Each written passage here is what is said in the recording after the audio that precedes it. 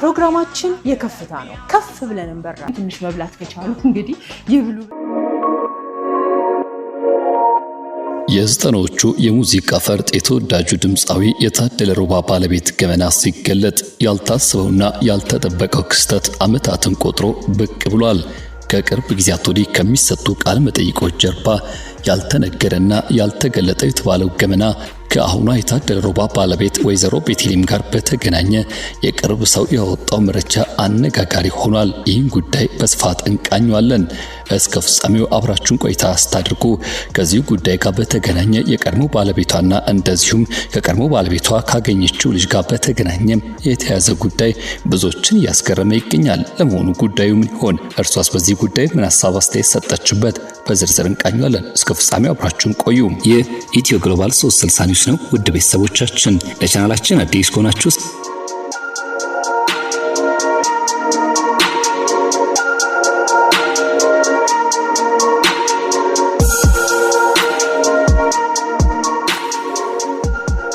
የድምፃዊ ታደለ ሮባ ባለቤት የሆነችው ወይዘሮ ቤቴሌም ጋር በተገናኘ እየወጡ ያሉ መረጃዎች አነጋጋሪ ሆነዋል። በተለይም ከቅርብ ጊዜያት ወዲህ ከምትሰጣቸው ቃለ መጠይቆች ጀርባ ያልታሰበና ያልተጠበቀ ክስተት ወጥቷል።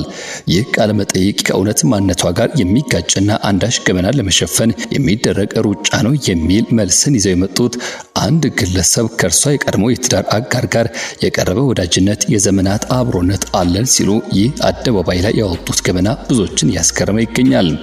እኔ ቤቴሌምን የማውቃት በ1990ዎቹ አጋማሽ ጓደኛዬ የመጀመሪያ ባለቤቷ ስለነበር በእርሷ አማካኝነት ነው ሲሉ ጉዳዩን የሚናገሩትና ታሪኩን የሚገልጹት እኚህ ሰው ጓደኛዬ አቶ ወንድማገኝ አሊ የኢትዮ ቴሌኮም ጉለሌ ቅርንጫፍ ምክትል ስራ አስኪያጅ የነበረ ሲሆን እኔ ከሀገር እስከወጣሁበት ጊዜ ድረስ እዛው መስሪያ ቤት ውስጥ ይሰራ እንደነበር መረጃው አለኝ። ለሰርጉም ሚዜ ነበርኩኝ ሲል እኚሁ ግለሰብ ያነሳሉ። የቀደመውን ጊዜና ትውስታ እንዲሁም ደግሞ ለወይዘሮ ቤቴሌም ያላቸውን ቅርበት ለመግለጽ ሲሞክሩ የቤቴሌምና የአቶ ወንድማገኝ የሰርግ ቀን የምርጫ ጊዜ 1997 የቅንጅትና የኢህአዴግ ምርጫ ቀስቀሳ ሰልፍ ከሚካሄድበት አንድ ሳምንት በፊት በአዲስ አበባ ሂልተን ሆቴል ነበር ሲሉም ያነሳሉ ታሪኩን። ቤቴሌም በቬሎ ተሞሸረች። ሂልተን በነበረው ሰርግ ላይ አንጋፋው ድምፃዊ መሐሙድ አህመድ ካልዘፈነልኝ በማለቷ ከፍተኛ ክፍያ በመክፈል መሐሙድ እንዲዘፍን ተደርጓል ሲልም እኚህ ሰው ያነሳሉ። በጣም የሚገርመው መሐሙድ ያስታወሰው ባይሆንም ከታደለ ሮባ ጋርም ስትጋ አሜሪካ ሆኖ የመልካም ምኞት መግለጫ ሲሰጥ ቀድሞ ዘፍኖ ያጋባ ሰው ነው ወይዘሪት ቤቴሌም ታደለ ሮባ መልካም ጋብቻ ሲል በቴሌቪዥን የታየው። እናም ቤቴሌም ሰርግ ስታደርግ የ4 ወር ነፍሰ ጡር ነበረችና ባገባች በ5 ወሯ ወንድ ልጅ በሰላም ተገላገለች። ልጁ ከተወለደ ከዓመት በኋላ የቤቴሌምና የአቶ ወንድማገኝ ትዳር ነፋስ ገባበት ሲሉ እኚሁ ለአቶ ወንድማገኝ ማለትም የቤቴሌም የቀድሞ የትዳር አጋር ጓደኛና የቅርብ ሰው ነበርኩ የሚሉ ሰው ታሪኩን ያነሳሉ። በዕለቱ ጠብና ጭቅጭቅ መጣ። ቤተሰብ ከሽማግሌዎች ጋር በመሆን ጥንዶቹ ለማስታረቅ ጥረት ቢያደርግም ቤቴሌም አሻፈረኝ በማለቷ እሷ ልጇን ይዛ እናቷ ቤት ስትቀር ቀድሞውንም እናቷ ቤት ነበር የገባችው። አቶ ወንድማገኝ ቤቱን ለቆ ይወጣል ሲሉ ታሪኩን ይቀጥላሉ። የሚያሳዝነው ግን ወንድማገኝ ከቤት ከወጣ በኋላ ልጁን እየሄደ እንዲያገኝ ተከልክሎ ስለነበር ፍርድ ቤት ከሶ ልጁን እንዲያይ ተፈቀደለት። ዛሬ የ21 ዓመት ወጣት የሆነው የቤቴሌምና የአቶ አብርሃም ወንድማገኝ ልጅ ከ4 ዓመት ጀምሮ ጂም ልሰራ ነው እያለች ከቤት የወጣች ታድር እንደነበር ማስረጃ ማሰባሰብ አባትየው ከ4 ዓመት ጀምሮ በፍርድ ቤት ትዕዛዝ እያሳደገው ይገኛል በማለት እኚሁ ሰው ያክላሉ። አሁን የኮሌጅ ትምህርቱን እያጠናቀቀ ነው የሚሉት እኚሁ የቅርብ ሰው ቤቴሌም ልጇን አባቱ ወስዶ ማሳደግ ከጀመረ በኋላ በአመት አንድ ጊዜ እንኳን ጠይቀው እንደማታውቅ በቅርብ ያሉ ሰዎች ይናገራሉ ሲሉም አክለው ይገልጻሉ። ለአዲስ ዓመትና ለአመት በዓል ብቻ እናቷ ልብስና ጫማ እየገዙ ይልኩለት ነበር በማለትም ታሪኩን ያክላሉ። ለጉዳዩ ያላቸውን ቅርበትም ይገልጻሉ። ቤቴሌም ትዳሯን ከፈታችና ልጇንም ለአባቱ ከሰጠች በኋላ በቦሌ ሮክ በወቅቱ ስፖርት ይሰራ ከነበረው ታደለ ሮባ ጋር የተዋወቀችው። ቤቴሌም ከታደለ ሮባ ጋር ከመታወቋ በፊት የተለያዩ ሌሎች አርቲስቶች ጋር ጓደኝነት የነበራት ሲሆን ከአንዳቸው ጋርም ዘላቂ ፍቅር ግንኙነት እንዳልነበራት ይታወቃል በማለት እኚሁ ግለሰብ አክለው ያነሳሉ። ታደለ ሮባም ቢሆን ሚስቱን ፈቶ ልጁን ብቻን ያሳድግ የነበረ ሰው ስለነበር ግንኙነቱን በማጥበቅ አንዳንድ ቦታም ይዟት በመሄድ ይጀምራል። ከልጅነቷ ጀምሮ በአደባባይ ከአርቲስቶች ጋር መታየትና ታዋቂ መሆን ምኞት ስላላት ለቤቴሌም ይህ አጋጣሚ ህልሟን እንደሚያሳካ ሆኖ አገኘችው። ታደለም በፍጥነት ግንኙነታቸውን ወደ ጋብቻ እንዲቀይር በመወሰን ሽማግሌ ለእናቷ ይልካል።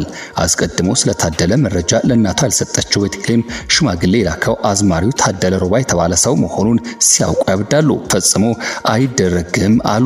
ቤተልሔም ግን ሞቼ ይገኛለሁ አንቺ ባትፈቅጂ ያገባዋለሁ ብላ ሰርግ በመደገስ እንቅስቃሴ ውስጥ ገባች። የታደለና የቤተልሔም ሰርግ በ2010 የመንግስት ለውጥ ዋዜማ በኢንተርኮንቲኔንታል ሆቴል ሲካሄድ እናቷ ቦታው እንዳልተገኙ የቀድሞ ባለቤቷ አጫውቶኛል በማለት እኚሁ ሰው ይናገራሉ። ለነርሱ ቅርበት አለኝ የሚሉት ግለሰብ ከእናቷ ጋር የታረቁትም በስንት ሽማግሌ ጥረት ከታደለ ልጅ የወለደች ጊዜ ነው። የሰርጋቸው ቪዲዮ አሁን ድረስ በጆሲ ኢንዛውስ ዩቲዩብ ቻናል ስላለ ማንኛውም ሰው ሊያየው ይችላል በማለትም አክለው ያነሳሉ። ጉድና ጅራት ወደ ኋላ ነው የሚባለው ነገር የሚመጣው አሁን ላይ ነው ይላሉ እኚሁ ግለሰብ ስለ ጉዳዩ ሲያብራሩ። የታደለና የቤተልሔም ሰርግ ላይ የታደለ ሚዜ ሆነው ሰይፉ ፋንታውን ከሰርጋቸው በኋላ ሁለቱንም በሰይፉ ኢቢኤስ ላይ እንግዳ አድርጎ ሲያቀርባቸው ቤተልሔም ሌላ ሰው ሆና ነበር የቀረበችው። ትዳሩን ፈቶ አንድ ልጁን ይዞ ትዳር መመስረቱን ታደለ ባልካደበት ሁኔታ ቤተልሔም ግን ከዚህ በፊት ትዳር ያልነበራት ልጅ የሌላት አዲስ ሴት መስላ ቀረበች። ይህም የሰይፉን ዩቲዩብ ቻናል በመመልከት ማረጋገጥ ይቻላል። ከዚህ አልፎ ጋዜጠኛ ሰይፉ ፋንታሁን እንዲህ የሚል ጥያቄ ያቀርብላቸዋል። ለመሆኑ እንዴት ነው አንቺን የመሰለች ልጃገረድ ልጅ ያገኘው ሲለው ከላይ ከተሰጠ እንዲህ ነው በማለት ይሳሳቃሉ። ይህንም የሰይፉ ዩቲዩብ ቻናል ላይ በመመልከት ማረጋገጥ ይቻላል በማለት እኚሁ ግለሰብ ስለ ሁኔታው ያብራራሉ። በነገራችሁ ላይ ታሪኩን ጠንቅቆ የሚያውቀው የቅርብ ጓደኛቸው አርቲስት ብርሃኑ ተዘራ እንኳን ለታደለ ሰርግ ከአሜሪካ አልመጣም ነበር ሲሆን እንደ ቅርብ ጓደኝነቱ ለታደለ ሚዜ መሆን ያለበት ከሰይፉ ይልቅ ብርሃኑ ይቀርበው ነበር። ብርሃኑ ግን ለሰርጉ እንኳን አልመጣም ነበር። እንግዲህ ይህች ቤተልሔም ናት ከቅርብ ጊዜ ወዲህ የስነ ልቦና ባለሙያ ሆና ስለ ፍቅር ግንኙነትና ስለ ቤተሰብ ብቁ አመራር ስተነትን የምትታየው። ለዚህ ጽሁፌ ምክንያት የሆነኝ በተወዳጁ አርቲስት ቴዲ አፍሮ ባለቤት አምለሰት ሙጬ ዩቲዩብ ቻናል ላይ ሰሞኑን ቀርባ የተናገረችው ጉዳይ ነው። ብዙዎችን ከጥናቱ ምንጭ ትክክለኛነት ላይ አስተያየት ሰጡ በመለከትም የኔ አስተያየት ግን ከዚህ የተለየ ነው። ቤተልሔም በዚህ ቃለ ምልልሷ ላይ ትዳር ከፈቱ ሴቶች ጋር የምትውል ሴት ትዳሯን የመፍታት እድሏ 75% ነው ትላለች። በመጀመሪያ ደረጃ ቤተልሔም የመጀመሪያ ትዳሯን ስትፈታ የዲፕሎማ ምሩቅ እንደነበረች ነው የማውቀው። ከፍቺ በኋላ ተምራለች ቢባል እንኳን የትና መቼ እንደተማረች ሳይገለጽ የማስተርስ ዲግሪ ባለቤት መሆኗን እየጠቀሱ ሚዲያ ላይ ሲያቀርቧት ብዙ ታዝቤያለሁ። እርግጥ ነው አንዳንድ ሰዎች ገንዘብ እየሰጡ ሚዲያ ላይ ይቀርባሉ ሲባል ስለሰማው አልገረመኝም። ለመሆኑ አንድ ሰው በማስተርስ ዲግሪ ስለተመረቀ ብቻ የስነ ልቦና አማካሪና ተንታኝ ነው ተብሎ ሚዲያ ላይ ይቀርባል ወይ? አምለሰትስ እንዲህ አይነት ሰው ወደ መድረኳ ስታቀርብ ትንሽ የቤት ስራን ለምን አልሰራችም? ጥናት እያለች ስትዘበዝብ ከየት አመጣችው አይባልም ወይ? ከሁሉም የገረመኝ ደግሞ ከታዋቂው የስነ መለኮት መምህርና የስነ ልቦና ባለሙያው ዶክተር ወዳጄነ መሐረነ ጋር በአንድ ቴሌቪዥን ላይ ስነ ልቦና ለተንተን ብላ የመጣች ጊዜ ሀገር ጃርት ያበቀለች ነው አስብሎኛል። ደግነቱ የፕሮግራም ከዶክተር ወዳጄነ ጋር ባለመስማማት መቆሙን ብዙም ሳይቆይ ቲክቶክ ላይ ሲነገር ሰምቻለሁ። ግን ባየሁት አንድ ሁለት ፕሮግራም ቤተልሔም ዶክተር ወዳጄነን ስለ ስነ ልቦና ሳይንስ ልታስተምረው ማይኩን ለረጅም ጊዜ ይዛ ስታወራ ትታያለች። ግንኙነታቸው የተቋረጠው በጸብ እንደሆነም ሰምቻለሁ። አልገረመኝም። ዶክተር ወዳጄነ ቢቸግረው አውርታ እስክትጨርስ አንገቱን የነቀነቀ ያዳምጣት ነበር በማለት ይገልጿታል።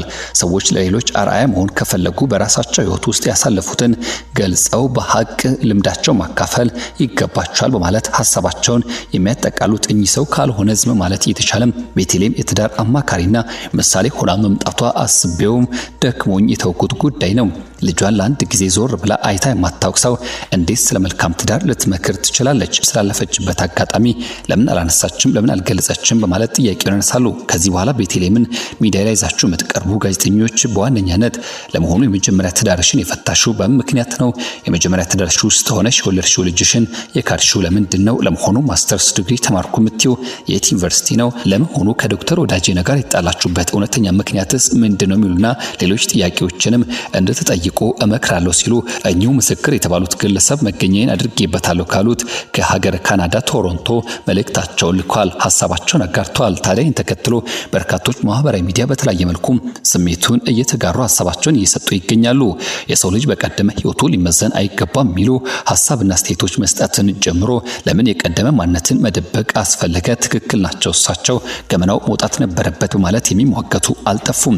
እናንተስ በዚህ ጉዳይ ላይ ምን ሐሳብ አላችሁ?